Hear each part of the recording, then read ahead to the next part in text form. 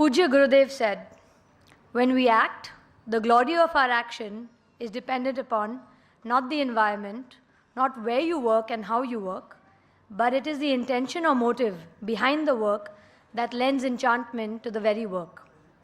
We will now hear the experiences of two successful young professionals whose lives have been deeply touched by Pujya Gurudev. Vivek Krishnani is in the movies business. He is the Senior Vice President, Revenues and Marketing at MSM Motion Pictures, a division of Sony Pictures Television, and just recently released Sujit Sarkar's Piku. Prior to this, Vivek was at Fox Star Studios, and they have successfully released films like Avatar, the Ice Age series, the X-Men series, Life of Pi, Slumdog Millionaire, and My Name is Khan, amongst others. He has also worked with organizations like Cartoon Network, Radio City, and Star Plus. With a degree in management from Jamnalal Bajaj Institute of Management Studies, Vivek has always been involved in various extracurricular activities. He is an avid traveler and has a keen interest in spirituality. He and his family have been involved with the Chinmaya Mission for over 40 years now. Vivek is currently the Vice President of Chinmaya Mission Mumbai and is also on the Chinmaya Anand Utsav Committee. We invite Vivek to share with us his memories of Gurudev.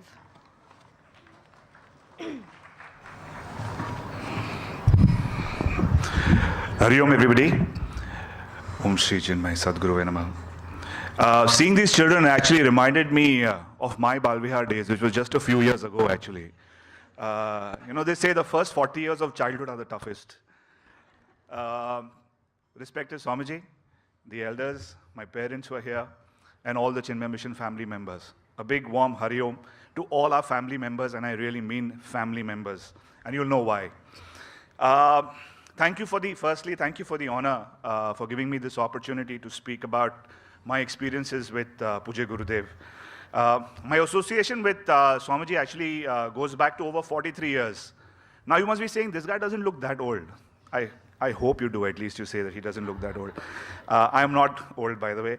But the association actually started from the moment my dad and mom got married and were on their honeymoon. Post-marriage, they were in Haridwar and they were sitting on the banks of the Ganges with Swamiji and a few other people. And Swamiji told a gentleman sitting there, who was the principal of a college in Switzerland, and told him that book a seat for his son.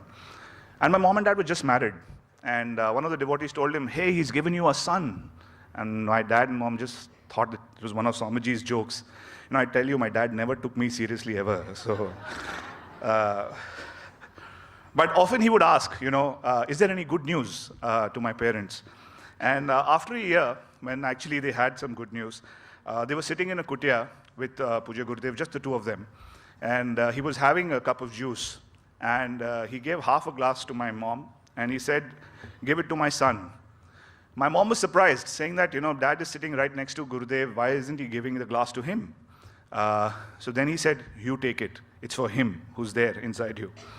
So in a way, he had an inkling that some noble soul was supposed to arrive. But after hearing about, yesterday also, he predicted Anandbir Singh's birth, and he predicted, my coming as well. I think if it went on for a while, probably Gurudev would have put some sonography guys out of business. But from the moment I was born, he actually, the time I was born, he came to our house.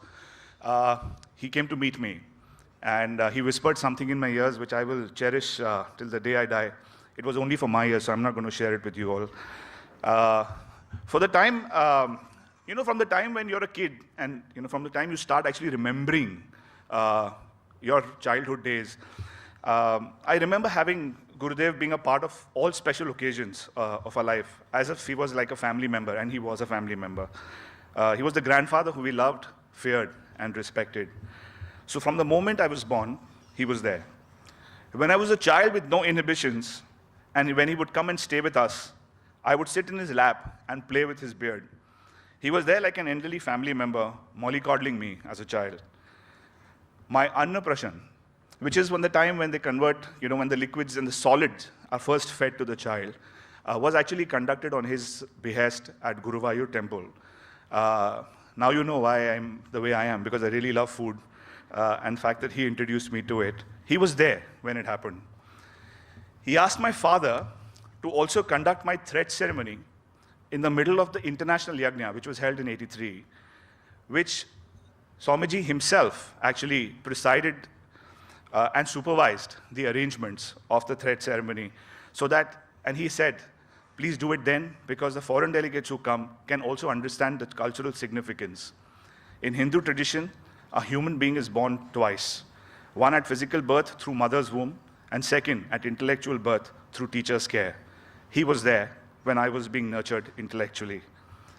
I got my first internship with one of our Chinmaya family members, Sri Nalin Visanji, and I was paid a sum of about 400 rupees, a huge sum for somebody who was just in school. And the first thing we did as a family was we went and gave the whole sum to Gurudev. He took it and he said, Vivek, this will multiply manifold. He was there to actually teach me the value of money. We got a lot of opportunity to travel with him across India. As during my vacations, my parents used to take me along with them whenever Gurudev traveled. We got an opportunity to be with him, to press his feet. And in one such trip in Siddhabari, I remember, he gave us an assignment, a summary, to do a summary of his lecture on chapter 6 of the Bhagavad Gita. I did it diligently and I sent it to him for review after the lecture was over. It was quite a lengthy piece, as I had noted down the daily lectures for 7 days. But I was pleasantly surprised when I got a reply back with remarks made in the column very, very meticulously, where I had made mistakes, where he thought was right, and it was absolutely, he took the time out to go through pages of documents just because somebody had taken the effort and he had a commitment to us. This was in spite of his hectic schedule. This taught me a hell of a lot. Once he came to a house to stay and in Cochin, and after he left for Trivandrum, we saw a set of his clothes lying in the cupboard. We went to return it to him, and he told me that you keep it and give it to your dad whenever he gets angry, and ask him to go to Uttarkashi then. He was there actually inculcating in me a sense of respect for my parents as well as a sense of humor. When my father was going through problems in his family business, he clearly instructed him to keep his children away from the mess, as he could see where it was headed, and he wanted to protect us. He was there with us, looking after us in our time of need. As chicks, we had a lot of fun with Gurudev. He was actually the most dynamic chickster of all, continuously inspiring all of us to make a difference to the youth. And he would stand by us even though his heart was working just 20%, as he could never let the chicks down. At the same time, along with his compassion, but if we did something wrong or was not of quality, he would make it a point to set us right. In one incident, we put up a fun act that was quite disastrous. He sat through it, and at the end of it, in no uncertain words, he told us, do not put up such rubbish stuff in the name of fun, and don't take things for granted. This actually instilled in us a sense of Vivek, a sense of discrimination. He was there when he was doing that. When it came to all the milestones in my life, he has been there. Even though he left his body in 1993, he still continues to be there for all of us. He was there when I was thinking about what to do with my life after graduation. He was there when I got my first job. He was there when I got married. Actually, I'm not sure he was there. If he could have saved me, but just kidding. He was there when my dad went through a liver transplant. He was also there when I was going through tough times at work, and he was there when my baby was born 2 years ago. He's been there with us at every step, supporting us silently. And I think that is true, because I definitely believe he's there with us today as well. In our family, in fact, we have a special chair reserved for Gurudev at the head of the table. Every day, whenever the food is made, the food is offered to him first. For me, the mission is truly a family. And my only wish was that my interactions with Gurudev was when I was small and I didn't have my senses around me. I just wish that I could have got a few more years with him in body when we actually became aware and mature about life. But I'm sure his grace will continue to be with us. I'd like to end with a paragraph that I read about Guru. It said, God has sent you to me, and I shall never fail you.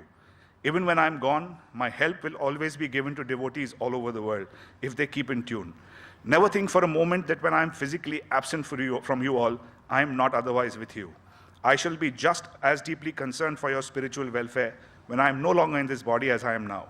I shall always be watching over each one of you, and whenever a true devotee thinks of me, in the silent depths of his soul, he will know that I am near. Because when you run alone, it's called race, and when Guru runs with you, it's called grace. Hari Om.